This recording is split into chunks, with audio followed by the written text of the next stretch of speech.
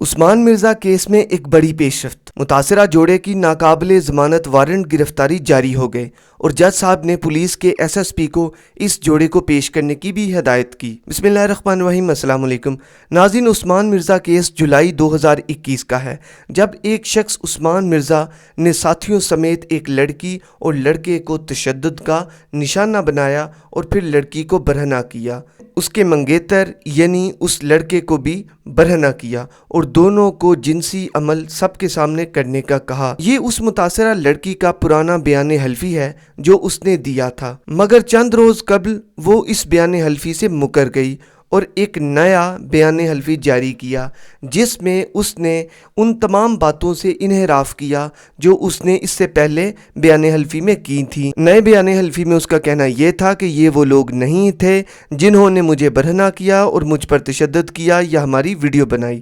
ناظرین، اب اس کیس میں ایک ٹرننگ پوائنٹ آیا ہے جس کی وجہ یہ ہے کہ اب اس کیس میں سرکار نے مداخلت کی ہے، یعنی اب اس کی پیروی ریاست کرے گی۔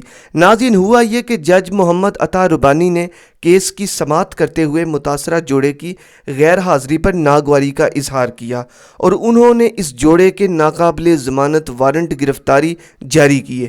جوڑے کے وکیل نے جج صاحب کو بتایا کہ دونوں لڑکا لڑکی شہر سے باہر گئے ہیں اور انہیں یہاں پہنچنے میں 3 گھنٹے لگیں گے۔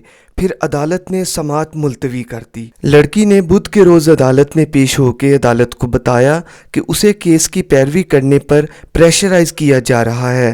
لڑکی نے کہا کہ پہلے میں کہہ چکی ہوں کہ میں ان ملزمان میں سے کسی کو نہیں جانتی۔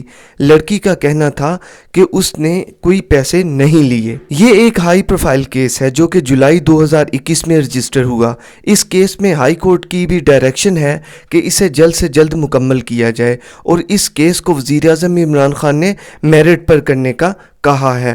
اس سے پچھلی سماعت پر متاثرہ جوڑے نے اپنے پچھلے بیان حلفی سے انحراف کیا جو ویسے ہی معاشرے کے اوپر ایک بدنما داغ ہے، یعنی ہمارے اس معاشرے میں چند افراد قوم کی بیٹی کی برہنہ ویڈیو بنائیں اور پھر اگر اس کا مقدمہ پولیس درج کرے اور متاثرہ لڑکی ہی اپنے بیان سے مکر جائے تو پھر ہم کسے انصاف دیں گے؟ پھر تو معاشرہ جنگل کے قانون کا نقشہ پیش کرے گا۔ لڑکی کا مکر جانا آخر کسی بات کی جانب اشارہ کرتا ہے اور یقیناً یہاں حکومت کا اقدام قابل تعریف ہے کہ انہوں نے اس کیس کی پیروی کا کہا۔ یہاں معصوم غریب لوگ ڈر جاتے ہیں، جن کو مالی جانی خطرے ہوتے ہیں، جن کو پل پل دھمکیاں آتی ہیں، تو لوگ کیسوں کی پیروی سے پیچھے ہٹ جاتے ہیں۔ مگر ایسے میں ایک اچھی حکومت اور متعلقہ اداروں کو ایسے افراد کی جان مال کی حفاظت کرنی چاہیے اور ایسے کیسوں کو فوری منطقی انجام تک پہنچا کر مجرمان کو قانون کے مطابق سزا دینی چاہیے۔